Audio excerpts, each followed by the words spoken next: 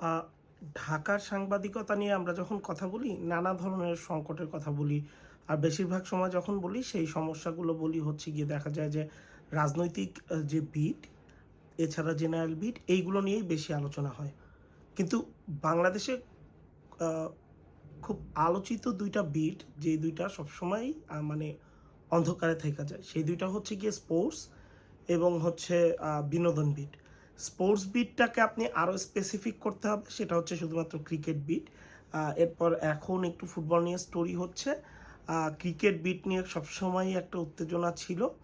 এরপর বিনোদনে আপনারা দেখবেন যে চলচ্চিত্র নিয়ে বেশি, এরপর একটু নাটক, অন্যান্য মাধ্যম নিয়ে খুব একটা উম কাজ নাই। এর মধ্যে সবচেয়ে মজার পার্ট, মানে আমি আ অনেক বছর ধরে আমার এই অবজারভেশন যেটা, যে আমি চেষ্টা করতেছি সবসময় মিডিয়া আ পর্যবেক্ষণের জায়গা থেকে একটা জিনিস দেখছি যে বাংলাদেশের সাংবাদিকতায় বিনোদন এবং স্পোর্টস এইটা বেসিক্যালি একদম বড় একটা অংশ জুড়ে মূলত পিআর সাংবাদিকতা করে। পেশাদারিত্বর জায়গা খুব কম থাকে। আম আমার এক টিচারের সঙ্গে একবার আলোচনা হচ্ছিল বিনোদন সাংবাদিকতা নিয়ে। সেই জায়গায় তখন উনি বলতেছিলেন একটা খুব বড় একটা ক্রাইসিস হয়েছিল বিনোদন সাংবাদিকতায়, ওই সময় আলোচনা হচ্ছিল। উনি বলছিল যে বাংলাদেশের যারা তারকা তারাও নিজেদের প্রফেশনাল করতে পারে না, সাংবাদিকরাও পারে না। দেখা যায় সাংবাদিক সরাসরি তারকারে ফোন দিচ্ছে, ফোন দিয়ে একটা অকওয়ার্ড প্রশ্ন করতেছে, সেটার আবার অকওয়ার্ড উত্তর দিচ্ছে, সেইটা নিয়ে নানান ক্রাইসিস হয়। আর আপনি দেখবেন যে বেশিরভাগ যে সাংবাদিক, বিনোদন, স্পোর্টস, এই সাংবাদিকরা পিআর সাংবাদিকতা করে। কেউ পরিমণির সাংবাদিক, কেউ সাকিব খানের সাংবাদিক, আবার স্পোর্টসে দেখবেন কেউ মাশরাফির, কেউ সাকিবের। এইটা অনেক বছর ধরে চলে আসতেছে।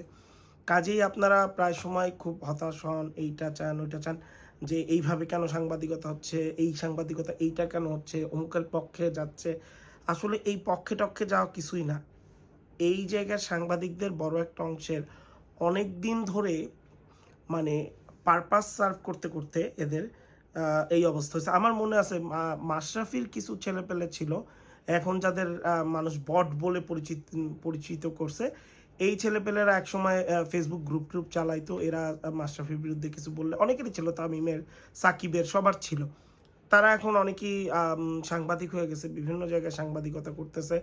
তারাই বিভিন্ন স্টোরি ডেলিভারি দিচ্ছে। একইভাবে পরিমণির সঙ্গে আমি অনেক সাংবাদিক দেখছি। একবার আমার মনে আছে কোনো একটা আদালতের গেছে সাংবাদিকের, পরিমণি সাংবাদিকের কোলে বসে তারপর সে ফিরতেছে। আবার আরেক সাংবাদিকরে ফোনে এসে বলতেছে, "ভাই আপনি আমার এইটা একটু লিখে দেন তো।" একই ঘটনা আমি আরো কয়েকজন নায়িকার ক্ষেত্রে দেখছি।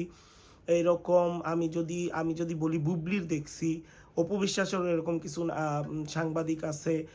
এছাড়া আপনারা তো ৫ আগস্টের সময় ২-১ জন সাংবাদিককে আপনারা দেখছেনই যে বিভিন্ন আলো আসবে গ্রুপের মতো আলোচিত গ্রুপেও ছিল।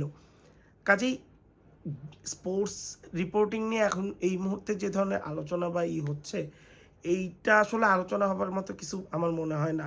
কারণ স্পোর্টস এবং বিনোদনে বহু বছর ধরে, আমি জানি না আরো মানে ৯০ দশকেও সম্ভবত এরকমই ছিল যখন ম্যাগাজিন চলতো।